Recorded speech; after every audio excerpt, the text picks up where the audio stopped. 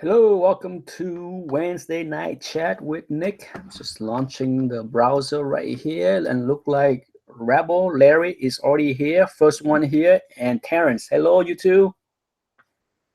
Good evening. I am excited for tonight because for those that follow the show, The Expanse on Sci-Fi Channel, tonight is, I believe, the premiere, double uh 2 hour episode, I think 9 to 11. So I've been waiting for perhaps one of the best sci-fi show. Hello, C White and Space Baby. Yes, I think I wouldn't say it's the best sci-fi show, but I certainly enjoyed it. And tonight, I believe, is season premiere of season 2, first episode. Yes, Terrence, and so that's I am excited. Speaking of movie and TV, the big Space Baby, The Expense. Um, Season 1 did pretty good. So if you have not, I think season 1 is on. I think it's on Netflix. So if you haven't seen the show, try to watch season 1 first because it's important. It's one of those things where I would not recommend jumping into season 2 right away. Hello, Jeff. And miss season 1 because I think season 1 kind of lay out the complexity of the universe that the show is trying to portray. Um, so I think the show have a little bit. It's hard to describe the show, but for me, it's kind of like a cross between Babylon 5 and Battlestar Galactica. Does that make sense? For those that have seen the show, maybe I'm way off in my comparison. It has that Battlestar Galactica, and Babylon 5. I like Babylon 5. It's one of those sci-fi show that lasts for many seasons that for whatever reason, have a cult following. I enjoyed it. Speaking of movie and TV, the big news this past few days that caused a big hoopla is um, Ben Affleck is removing himself from directing the Batman movie and is freaking out a whole lot of fanboy. Oh boy, what the hell is going on with DC movie, huh? With the Flash problems, I think the Flash has went through 3 directors, and last I heard last month they scrapped the script, the second script. They scrap it. What the heck is going on there? Oh my God! What a mess. Okay, I don't understand what is going on with the movie studio and DC. What is going on? Is it that hard? My God, what the hell is going on?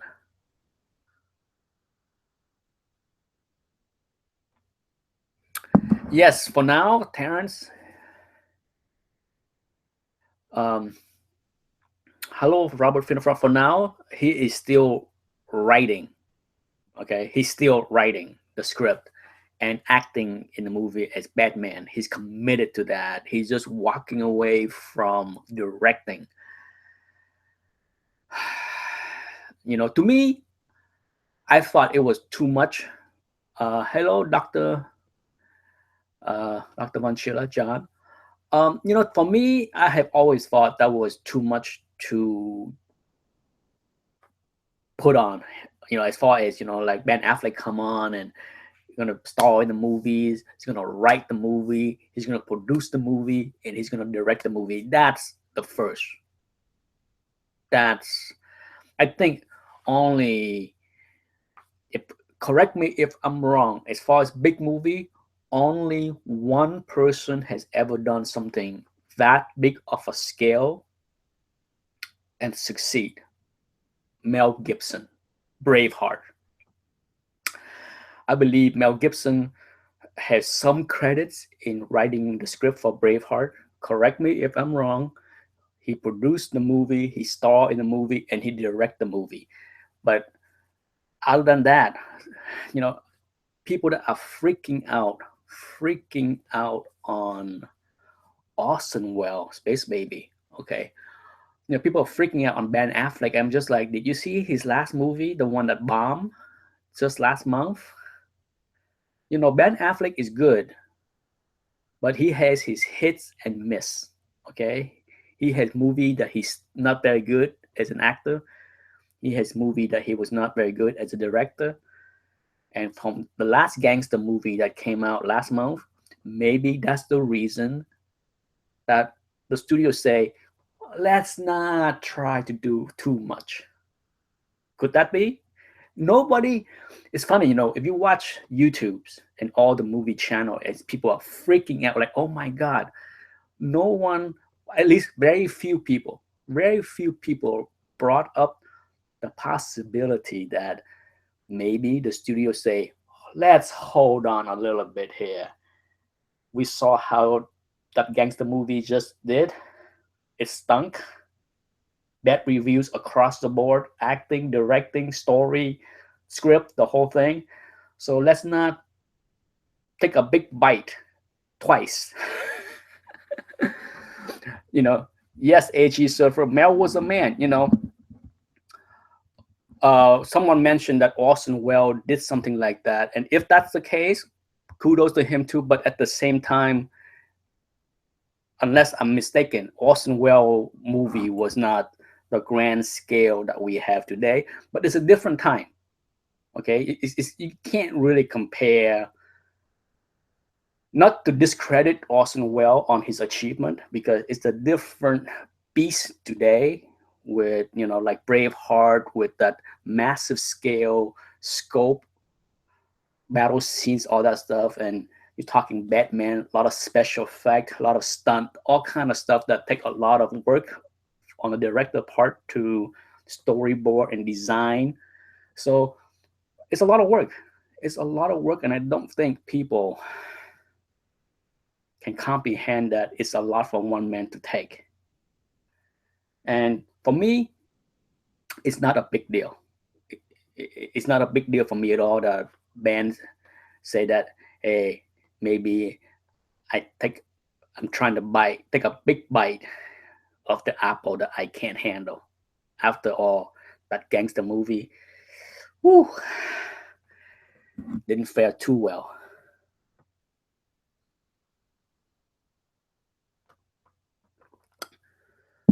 Charlie Chaplin, oh my god, one of my all-time favorite. I'm telling you, for those that I wish the younger generation. I mean, I grew up watching Charlie Chaplin in the old country, okay, in Vietnam, and it was fantastic because I didn't. There's no need for words.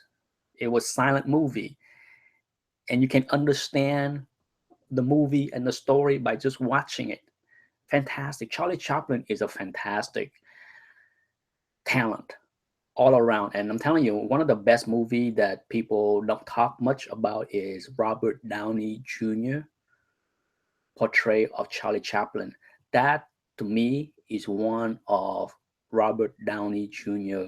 greatest performance. That is, I'm not sure if he was nominated for Best Actor for the Oscar.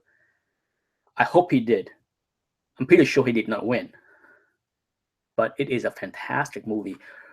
The way Robert Downey Jr. portrayed Charlie Chaplin was just masterful. I mean, I watched that movie and I am just like amazed at how his body, his physicality, and his everything. Oh, the makeup, the whole. There's nothing about Robert Downey Jr. in Charlie Chaplin that you can't believe. You would think that is Charlie Chaplin on the big screen. Trying to follow here.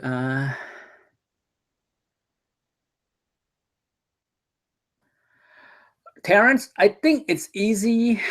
It's hard to say. Like I said, I'm not in the business, so I can't say. I think in many ways it's easier, yes, and in many ways it's harder because you have to, with the way special effect is, you kind of have to visualize how things gonna be and set up the scenes. And the hardest thing today, and Terrence, I'm sure you can agree with me, is the stunt is getting tougher and tougher and tougher because people will not want the boring stuff. That's why a movie like The Fast and the Furious is just stepping up the craziness every single movie. And if you look at the stunt, the action that happened in the first Batman with Michael Keaton compared to all the stunts and action that you see today in all the superhero movies is night and day. Night and day. I'm not saying that I want more. I'm not saying that I need more. I'm just saying that in general, the audience, the mass market that are paying $1 billion to go see this movie wanted more. So the pressure is on the director, the cinematographer, the special effect department to step it up and just ante up every single movie. And in many ways, I don't need it. To me, that's a whole lot of noise that I don't care to see. I don't need to see a whole lot of special effect. I care more about the story. But I am in the minority after all.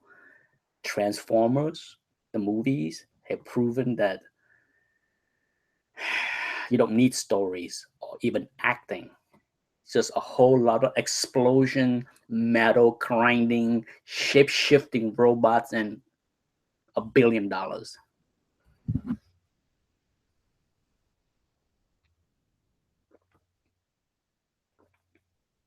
Terrence, once again, yes, the special effect do a lot. The director have to visualize certain things. It's just not. I can't agree with you that saying that he has nothing to do with it. It's not like it's it's like saying that Steve Jobs has nothing in the creation of the iPhone. The iPhone was created by a lot of engineer genius, but it's his visual imagination, and he was able to communicate what he wanted for the people that work for him to make it right. Same thing with the director. You know, whether I don't expect the director to sit there in the computer to spend thousands of hours to direct 50 computer expert to do the CGI, but at the same time, it's his vision. Just as George Lucas have his vision with Star Wars and the world that he created, you can't minimize the director's role in creating anything. So, Terrence, I disagree. Well, you can disagree. I mean, or argue.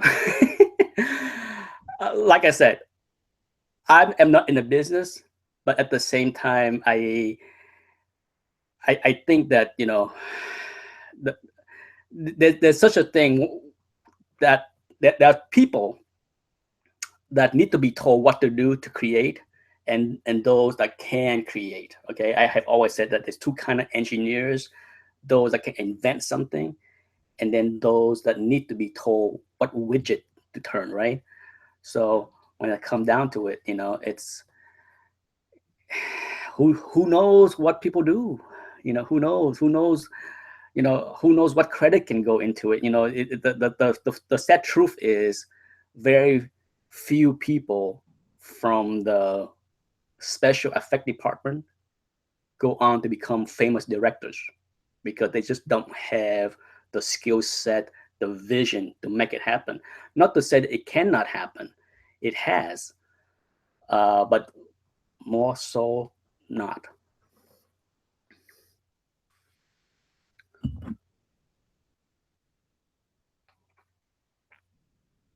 We can agree to disagree. Hello, Black Star Comics.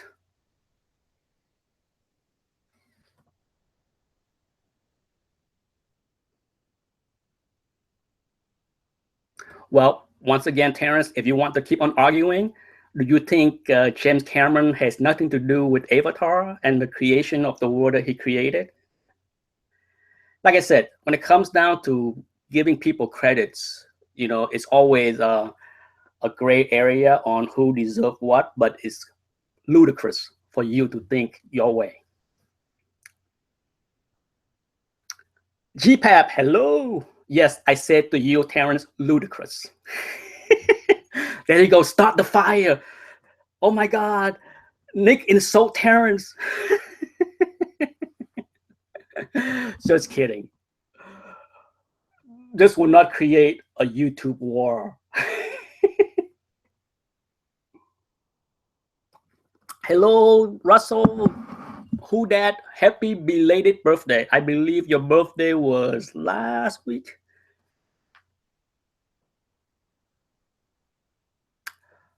No, Ben Affleck did not create Batman, so I'm not sure what your point is there.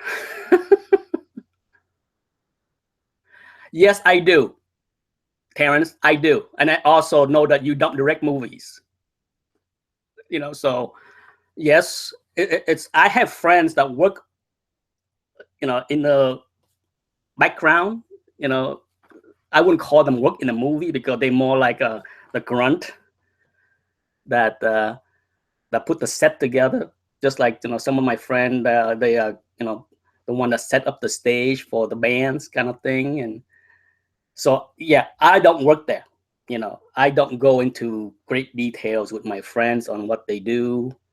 Certainly, I'm not anywhere near the business to know who's do what, but I'm also, uh, I'm a kind of person that, for you, Terrence, that unless I see something with my own eyes or hear it or experience with my own eyes, I try not to make some kind of broad statement like, director don't do squat and don't have much to do. I understand there are second director. I understand third director. I understand the majority of the boring scenes, the throwaway nonstop is done by second director. There's a whole lot of stuff I understand, yes, but at the same time, I don't um, minimize the director vision. Ultimately, it's the director vision that makes something happen most of the time, unless you have the studio meddling in, right?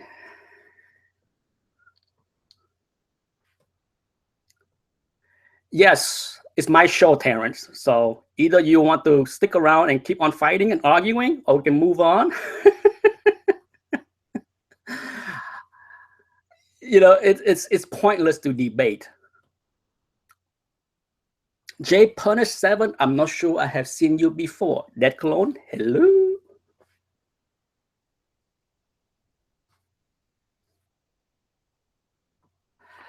No, it's not. It's like I said, I can move on.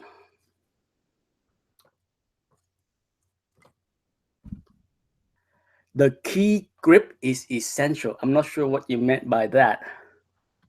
Brooke is in the house by the hoary host of Hogarth. How you doing, Brooke? It must be late for you. If it's 7 p.m. my time, it must be midnight UK time. So let's see. So tonight, for those that just tune in, the big thing for me tonight is gonna be the Expanse. Okay, I can't wait to see that. That's probably hard to say if that's my favorite show on sci-fi right now, but it could be. It could be.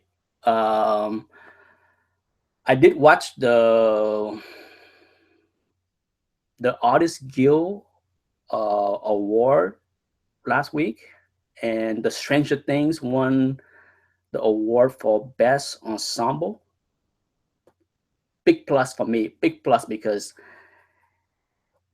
I love the show and I'm so happy to see, you know, um, the shows that deserve the accolades. I mean, I already said my, I already yep enough for how much I love the show and how much I enjoy watching that show. But it's nice to see that there is momentum behind that show. Um, it's well worth, it's a show that it's so well done. The more I think about that show, the more I enjoyed it because I think it is so well done because it paid homage to the 80s so well that sometimes you have a show that trying to capture a period of time, right? And it just doesn't feel real. It doesn't feel, I would say it feels fake or phony. It just doesn't feel real sometimes, you know. Um, and but for the Stranger Things, it does such a wonderful job that it feels so real. And it's not the only show that does that. A lot of time when you see any movies or TV shows that deal with the past, whether it's World War II or Civil War, it's a lot has to do with the quality of the costume and the music and everything. So it's just like I said, if you haven't seen Stranger Things for whatever reason, you gotta watch it.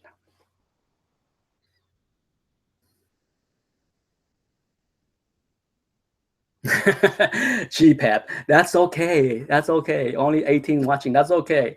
Um, Speaking of the contest last week, congratulations to Undisputed Frost, Joe. For those that don't know his name, since I don't think I call out his name at all. Um, Joe won. So hopefully, what I would do going forward, I like to do this contest more than once a year, but at the same time, it's tough. It's tough to do it more than once a year because of traveling, vacationing, uh, trying to coordinate people schedule. It's not easy. That's the toughest task is to coordinate um, the time for all the players. And you know, but the reason why I chose January, it's a good time because you have after Thanksgiving, after Christmas. I think most people have finalized their traveling and trips for the near term. So it's easier to coordinate people for the month of January to be around. Instead of like December, I would never run the contest in December. Too much going on, holidays, traveling. Same thing with November. So January is a good month to run the contest, and hopefully I can make it an annual basis. There was some discussion after uh, we had um, the final last Saturday that maybe I will make like a big fancy belt, like a WWE championship belt. And I look into that. Okay, I look into that to create like a custom belt for the champion. But that cost, I was surprised. Well, I shouldn't be surprised because those fancy belt that you see the WWE, even the replica, I had to design the belt, and even the replica um, belt with your own design would cost like $200-300. So that was way out of the realm of possibility. But I decided to make a trophy, like a trophy, 7-inch trophy thing. I ordered a trophy for the winner. And going forward, along with the prizes, I will probably um, do the trophy thing as well. So at least This way, Joe, Undisputed Frost, will have the trophy to keep.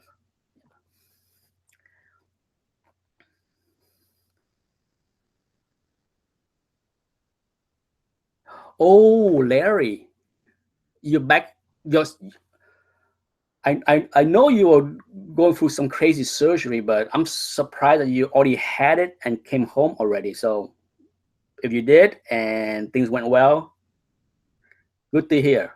I know you had to go through that surgery with your in your stomach and intestine or something like that. Sounds kind of scary, but I didn't realize you already have it and you already came home.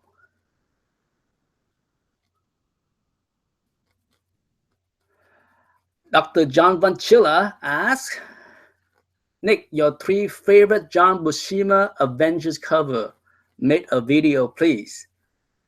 We'll try. I shot a video yesterday on my top 5 favorite Steve Ditko Amazing Spider-Man covers.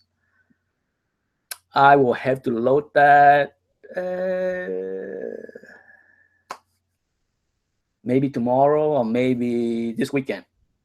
I have a couple of videos on the queue.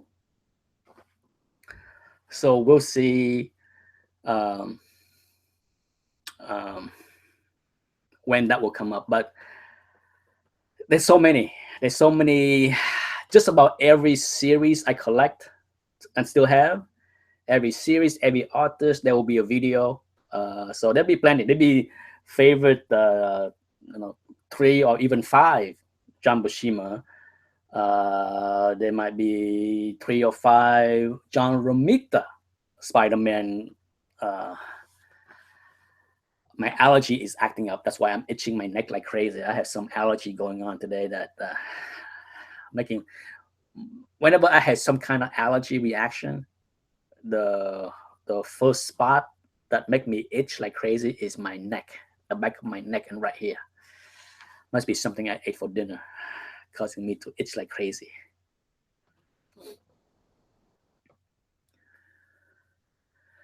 Yes, so I have a whole list. I wrote down, some because I just have so many things going on, as far as video ideas, that it's better for me to write down what I plan to do.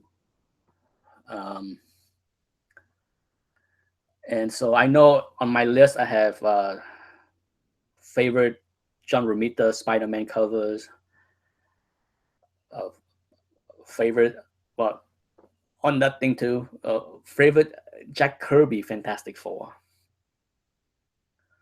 Um, actually, I did that. But there is a whole bunch of things like favorite Gene Colan, Daredevil. There's a whole bunch. Like I said, there's a long list of top 3 to top 5. Some of them I only have.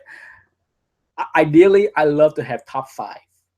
The reason why I narrowed down to top 3 because unless the top 5 is clear, I'm just going to go with the 3. Usually, picking 3 is always easy. The 4th and 5th are the one that kind of like borderline, and many can fit into that potential 4th or 5th place. So whenever that happened, I just cut it off and say top 3. That's why you see in some video you see top 3, in some video you see top 5. Whenever it's a clear cut top 5, it's easy, and sometimes it's not. As far as artist spotlight, I've been slacking off on doing the artist spotlight video in the past few months. Been busy, and things are this is the busy time of the year. January, February are really busy for me and my business, so just don't have time. But the one artist that I want to do this year for sure is Jim Aparo. That is still on the block. Jim Aparo is gonna be a 2-part. I already mapped out what I want to use for the first video and what I want to use for the second video. So that's still on the list. It's just that I just had time. And then as far as other artists, it's gonna be a couple fairly I wouldn't say obscure, but a couple artists from the black and white horror magazine, artists that people are not very familiar with. But if you collect black and white magazine, you should know them fairly well.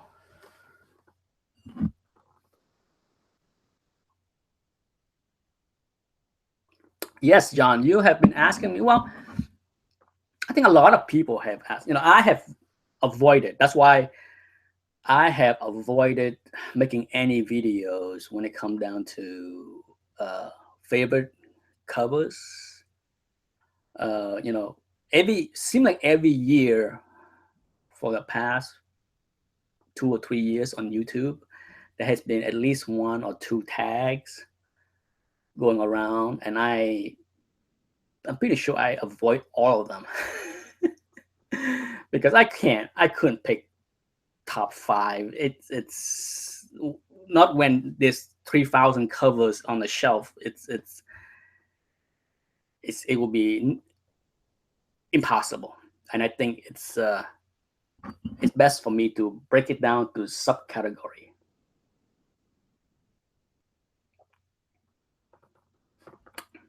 On the buying front, I did grab one more thing off my list. Okay, my list. Here's my top 10 list. I got the Fantastic Four #5. Oh, can you see? Can you zoom in? Dracula Lives issue #3. That's done. And I got one more coming. I ordered one. I bought something this past few days. Hopefully it will be here, and hopefully it will meet my standard, and I will keep it. Okay, I'm usually wait for things to arrive, and I don't have to return it for whatever crazy reason. But yes, there is something on this list coming, and I might, I don't buy a whole lot of stuff, so depend on what I plan to do. I might do a short haul videos, maybe in a week or two, and then include that book. I might have 5 or 6 things in a haul. As most of my hauls are, they're kind of small. But yes, so, and I have #4. So I bought #3, and I'm eyeing another item off my list. So there could be 4 things. We'll see. Lord Tatman is here. Hello. Yes, Terrence, the top 5 are, I enjoy watching other people videos, when it comes down to top 5, and I think once I start to make the videos, it should not, I'm not even going to review, but I'm sure John, Dr. Von Schiller, can guess one of my top 5 John Buscema Avengers cover. I'm sure he can. I'm sure that one book will be on everyone's list. So at the end of the day, it shouldn't be a surprise. There might be, when you pick 5, there might be 1 or 2 that people might be like, whoa, I didn't think that would be one in your top 5. But usually the first 1 or 2 should be on everyone's list. Right? Everyone's list.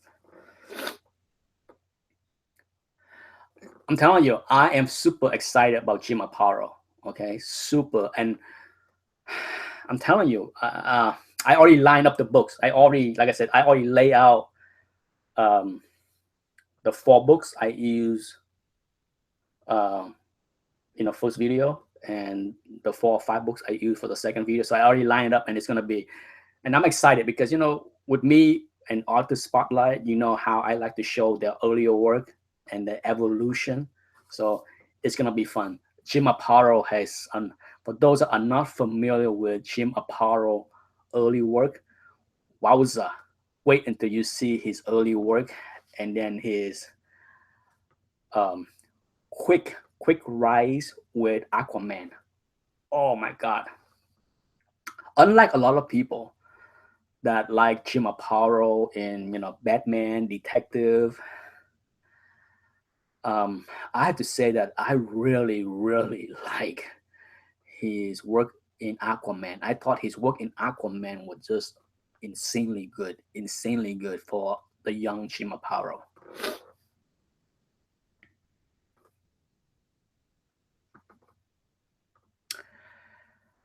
Avenger 116, that clone, Silver Age. We're talking Silver Age John Buscema. Okay, so I'm pretty sure you can pick one on the list. Think of Avengers Silver Age, or the pre 100. Okay, when it comes down to Silver Age, people always get a little confused, especially with the 15 centers. The 15 centers confuse a lot of people whether it is bronze or silver. For me, 15 cents is late Silver Age. I don't have any scientific proof for my way of thinking. When it comes down to like the breakdown between Silver Age, Bronze Age, or Bronze Age into Copper Age, I hear all kind of debates on what's the cutoff point, what's the starting point. But for me, whenever I see 15 centers, I refer to it as late silver. Bye tea. Terrence is off for dinner.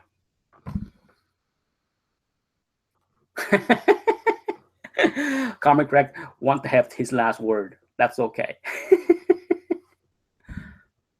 Yes, Dr. Von Schiller, Aquaman, his work on Aquaman is phenomenal. I mean, I would pick Jim Aparo work on Aquaman above his Batman stuff, detective stuff. It's just, I mean, um, you know, I was always familiar with Jim Aparo work in Batman and Detective, and then I just have very few. I have very few Aquaman, and when I flip through them and comparing the arts,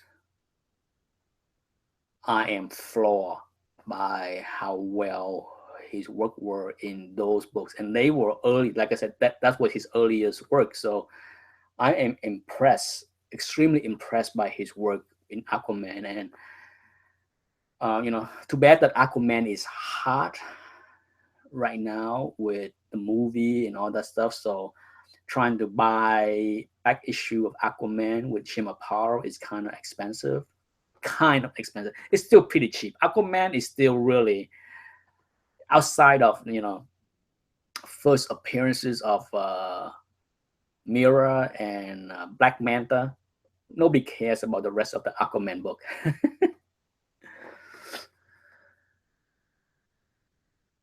Nerd Vision say Nick Cardy Aquaman is the best. Nick Cardy stuff is great too. I mean, it's just, I think what's fun about those Aquaman book is you get the great Nick Cardy cover.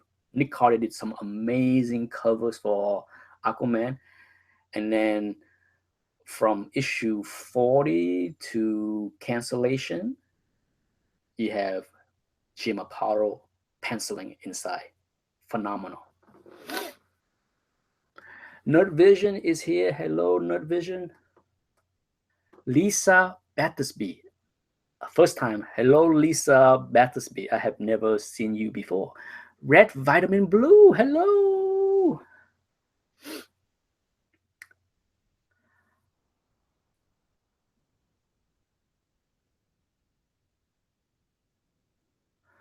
But you are here. Yes, Aparo did. Like I said, I have some Aparo with Brave and the Bold, some Detectives, some Batman. I'm very, very familiar with those. But like I said, if you are not, If you're not familiar with Jim Aparo work on Aquaman, wait until you see. Wait until you see, because I think, um, no, for me, after I look at those Aquaman book, I want to buy more because they look so damn good. I mean, I like Nick Cardy's work there too, but wow, something about Jim Aparo work there impresses me.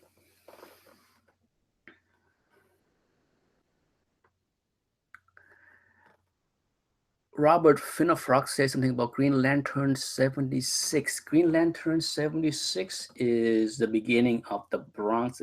Yeah, that's a 15th center, right? Green Lantern 76. Yeah, it's 15th center, I know a lot of people put 15th center as, the big well, not 15th center. The Green Lantern 76 is the beginning of the Bronze Age, right?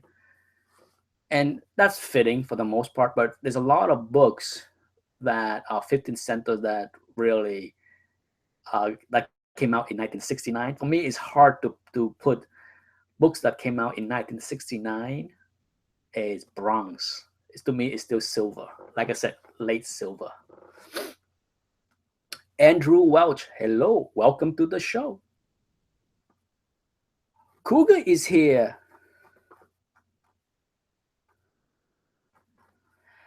Yes, Cougar. There's a lot of.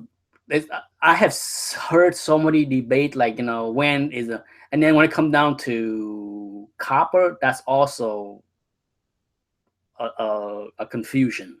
You know, some people say, oh, the death of Phoenix is the end of the Bronze Age, or the intro of Teenage Mutant Ninja Turtle is the birth of the Copper Age. I don't know.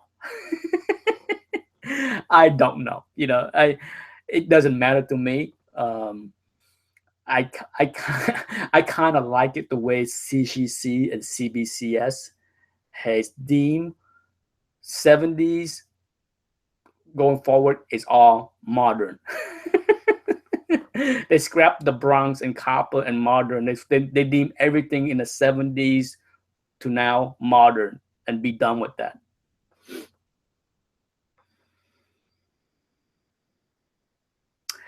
Who That's Travelers. I mentioned that in my Who Dat asked a question on whether I watched the show Travelers on Netflix, and Who Dat, the answer is I tried. I heard a lot of good buzz about Travelers, and I watched the first eight episode. I believe that's half the season. I think I'm not sure if there was a 10 or 12 or 16 episode, but after episode 8, I threw my hands up and said, enough is enough. Can't stand the show. No way. No way. Can't. The show does not work for me. It was a struggle. It was a struggle to watch every episode, to be honest. And after the 8th episode, I decided that I cannot waste any more of my time.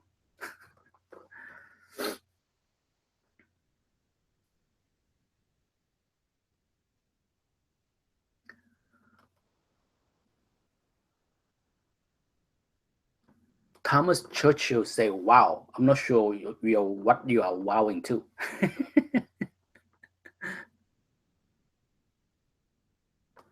Yes, Russell. I think it was 16 because I remember watching episode 8 and didn't like it, and I kind of looked through Netflix to see how many more, and I saw I think 8 more. I'm just like, there's no way. There is no way I can watch another 8 episode.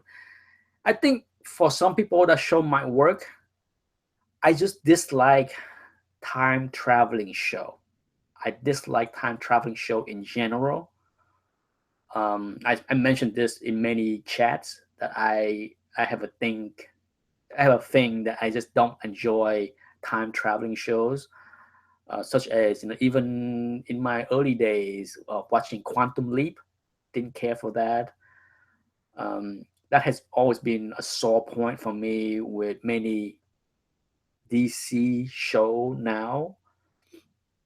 I enjoy Arrow season 1 and 2. Okay, But with the Flash, I enjoy season 1 and 2, and now it's like Meyer.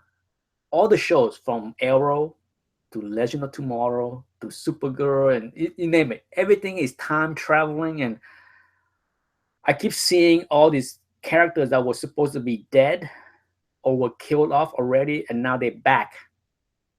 In different, it's like I said, I had enough of time traveling and Earth 1 and Earth 2 and whatever. It doesn't work for me.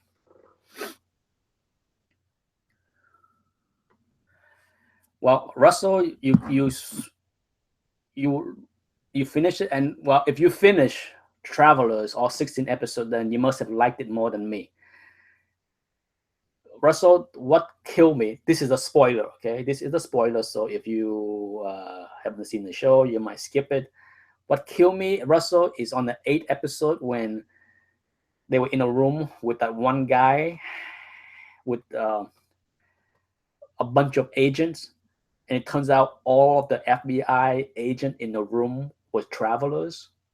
That was nonsense. I'm just like, okay, every goddamn person in this show is a travelers now. It's just, yeah, the 8th episode was a straw that broke the camel's back when that whole room full of FBI agents turned out to be all travelers.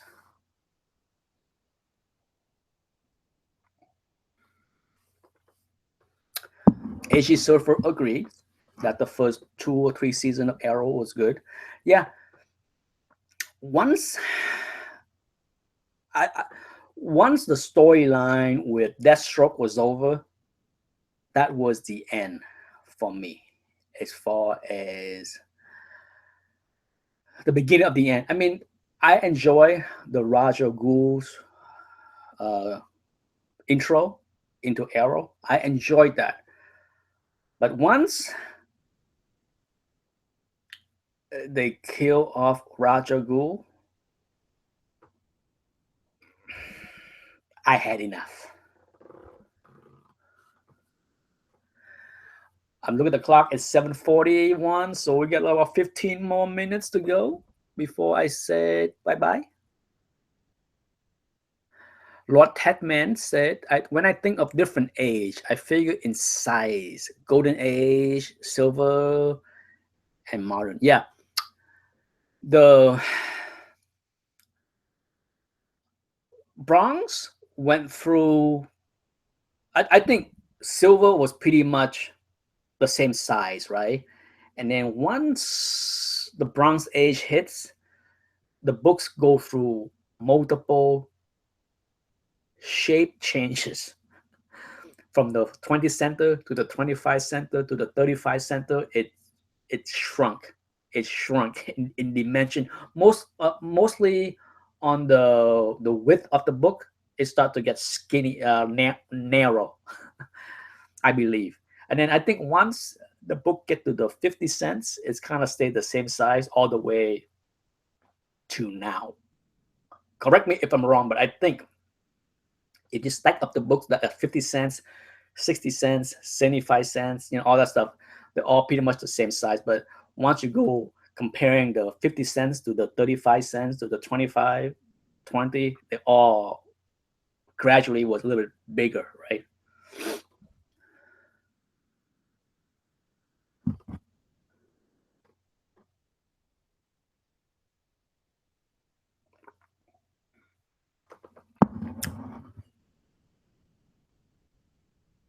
Nerd Vision said he never liked the show Arrow. Bummer. The I like I said, even in the first few seasons of Arrow, as much as I enjoyed the show, it did have a lot of silliness to it. The way Arrow was keeping his secret identity, that was so silly. It was so silly.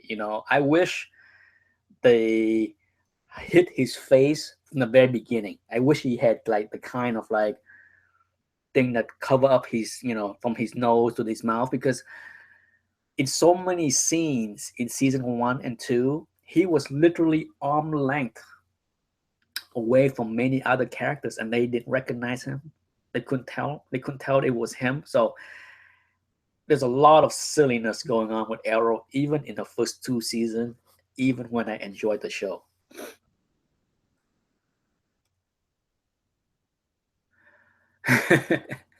John is beating a dead horse about the size of the book. That's okay, John. We all have our flaws.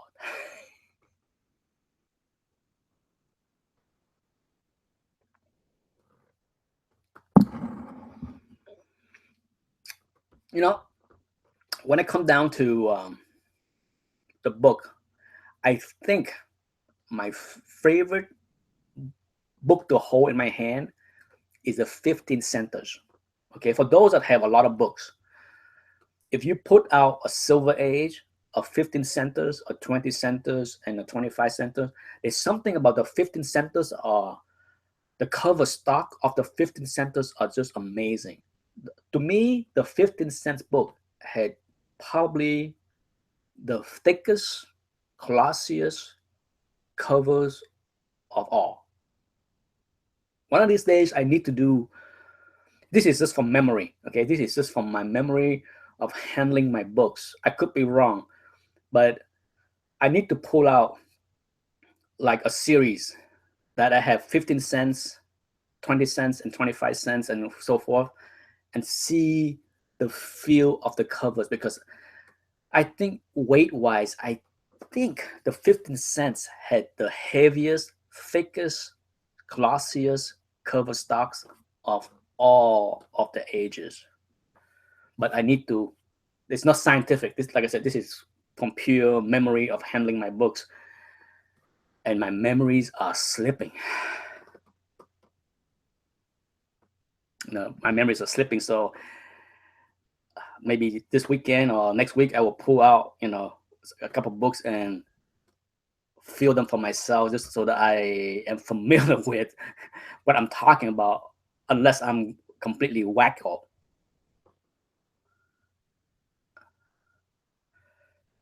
Well, John agreed, but I need to scientifically look at it. Not that I have one of those fancy devices that measures the thickness of paper. That would be nice to have that fancy device, because I would like to measure the thickness of paper of the 15 cents cover and then the rest of the other. Now, Silver Age, the problem with Silver Age is that the cover stocks are, it's thicker than bronze for sure. Okay, the 35 centers are just so thin, ridiculous. But the 12-cent Silver Age, they are thick, but they are not nice like the 15 center. They kind of like, they don't have the same kind of gloss. Even if you have a really nice preserved Silver Age 12 centers, they just don't have the same quality paper wise as a 15 centers. Yes, yickety yackety, you are correct, because I still have that United Nation book. This thing is thick, cardboard covers for sure. Yes, HE Surfer, correct. I need to have one of those. Look at this baby. Yeah, this is like cardboard.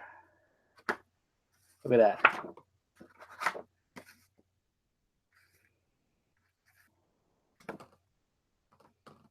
The art in this classic Illustrate is actually pretty darn nice. It's not, I'm not sure who the artist.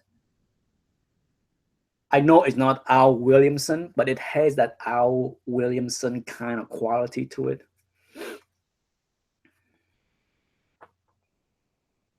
It has that realistic, as you can see the art in there. Yeah, I don't know who the artist in this one is, so I can't say, but Avenger 87. That's the beginning. Wow, that's the start of the Kree and Crow War, right? Or is it 86? Memory is slipping. Yes, John, this is considered rare. Rare. Per the Overstreet Guide, rare.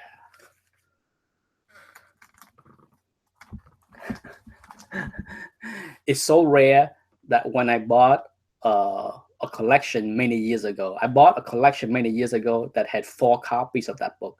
So I have 4 copies of that book.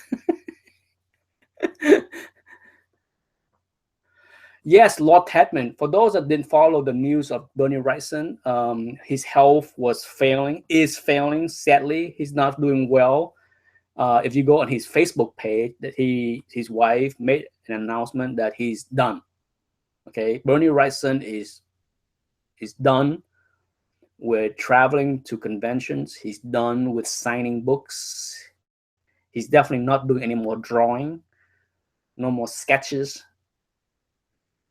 So hopefully his health is okay enough that he can enjoy the remaining part of his life and just chill. No need to go slave yourself, signing hundreds of signatures at conventions. It's over. Bernie Wrightson is done signing. Yeah, he doesn't look well. If you go on Facebook and you see the picture of him laying in a hospital bed, he looked ill. How old is Bernie? Is Bernie in his late 60s? I don't know. I don't know his exact age, but I'm guessing. I'm guessing that Bernie is in his late 60s, but he's not doing well at all.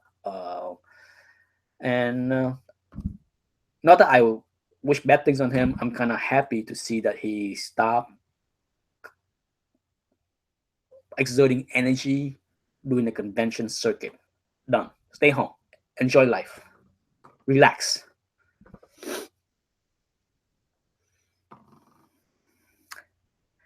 Yeah, Bernie has had bad health for a while now. I think he had some kind of surgery on his brain, even like 2 years ago. Correct me if I'm wrong. I just vaguely remember that a few years ago he went through a bad period of health where he was in the hospital getting some kind of major surgery done, and then he got better, and then he went on the convention circuit to sign books and do stuff. But now his health has deteriorated once again, so he's off the market.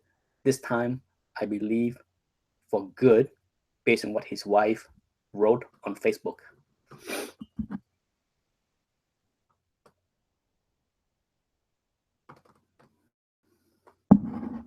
Yeah, just go on Facebook and type in Bernie Wrightson. You will see it. You see a picture of him. He doesn't look well. He does not look well. Um, I think he was smiling in the picture, but he just looked, you know, weak. You know. Seeking Neiman said you gotta give perks to Stan Lee at 94. I believe Stan Lee is 94.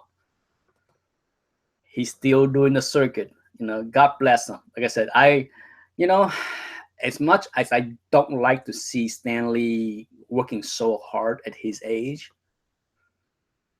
it's up to him. I have had this discussion with many people about Stan Lee and doing signatures and this and that. I may not like it, okay, but no one is forcing Stan to do anything against his will. If Stan enjoy being out there with the public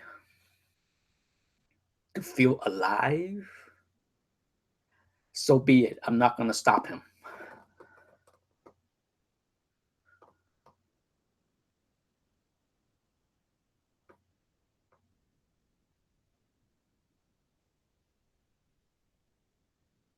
AG Surfer mentioned that Stanley is supposed to be retired as well, and so he should. Like I said, I had said this for many years now. A no one will dispute that Stan does not need the money.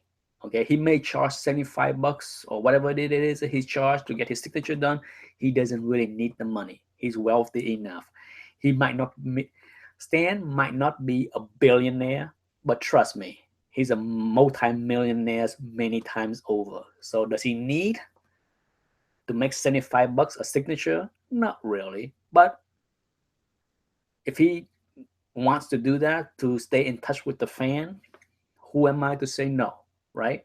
But at the same time, at his age, I would hope that he want to spend the remaining years enjoying his life. So if he stopped doing the convention scenes and enjoy his life, chilling,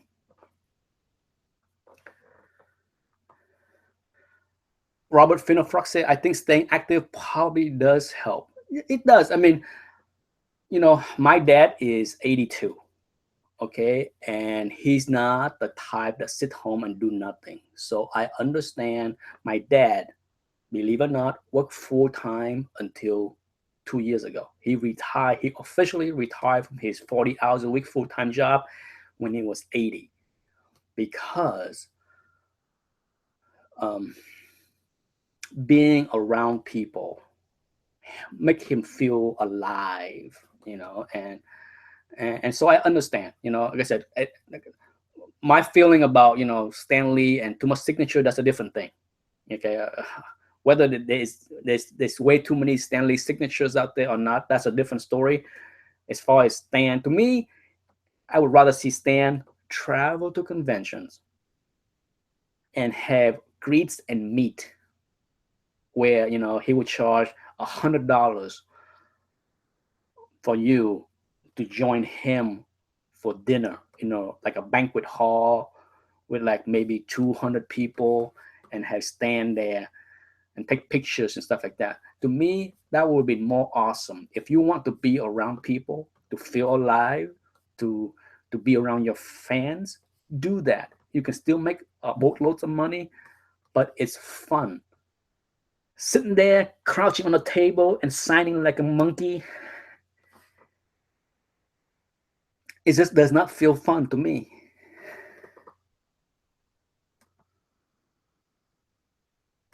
Yes. Can you imagine if, in many ways, Ditko, you know, you got to tip your hat to Ditko that he does not bow down to, right? There is no doubt in anyone's mind if Ditko decide to go on a circuit and say, pay me $100 for a signature, he can bang out $5,000 in an afternoon. He can easily bang out $5,000, but Ditko doesn't want the money. Same thing with Barry Windsor Smith. If Barry Windsor Smith decided to go on a convention and charge $75 a signature, he probably can make $5,000 a weekend signing, but you know he doesn't want to do it, and he won't trade. There's no trade-off for this with like the Ditko and Bernie Wrightson. There's a whole bunch of artists that does not do that. Okay, John Byrne, Steve Ditko, Bernie Wrightson. That's the three that come to mind that refuse to ever do this again or to sign for money for whatever reason. They may have different reason. All three of the name I just mentioned may have completely different reason, but